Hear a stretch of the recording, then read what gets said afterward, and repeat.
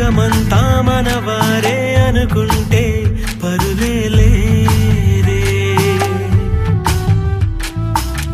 ఒకటే కొమ్మ పువ్వులు ఎన్నో, ఒకటే సంద్రం అలలెన్నో, అణువణువు మన ప్రాణం అందరి కోసం, నలుగురిలో చూడాలి మన సంతోషం.